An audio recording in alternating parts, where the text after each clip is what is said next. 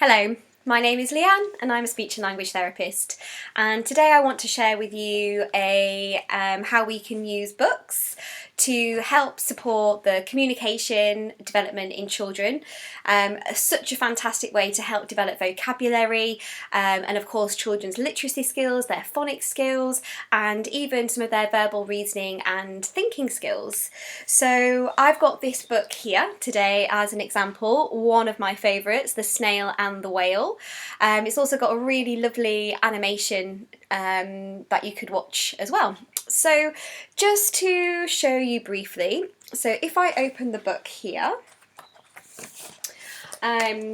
we have got some really lovely illustrations, and of course when we're looking at books with children or reading stories, we read the words, we read the story, and that's lovely and absolutely fine and 100% do that.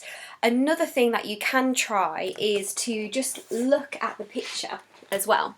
So for example, in this book here, we've got some really lovely examples of some very nice vocabulary. So we can say what we can see and talk about it.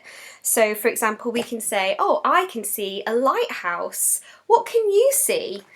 And then I might point here and see if the child can label boat, seagull, cat, or any other of those pictures. The other thing that I might do, so that's really fantastic for eliciting nouns, so lots of naming words there. Seagull, cat, boat, lighthouse, lovely nouns. What we also want to try and do is really develop the use of verbs and verb knowledge. So verbs are really important, so your action words are really important. They are the nucleus of your sentence, and if you don't have a good knowledge of verbs or a good bank of verbs, it's really hard to develop your sentence structures to make more complex and more novel sentences to talk about what you're doing. So just a nice example here. We've got the seagull just here, hopefully you can see that.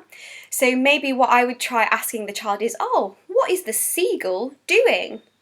And I could point here and hopefully he might say eating, and I could say, oh, the seagull is eating. So I'm extending their sentence. Up here I could say, oh, what is this seagull doing? The seagull is flying. Oh, the seagull is flying high in the sky. So again, really fantastic opportunities for developing verbs and then extending sentence structures. Just another example. Let me find a nice page. Oh yeah, here. This is a lovely page, a nice example. So here we have the whale and the snail. And I might say to the child, oh, I can see the little snail. What can you see here? And hopefully they might say the big whale. So you're scaffolding the sentence. So sometimes if you say, oh, what can you see? There's quite a lot there. So you can make it a bit easier by scaffolding, by saying, oh, I can see a little snail and you can see a big whale.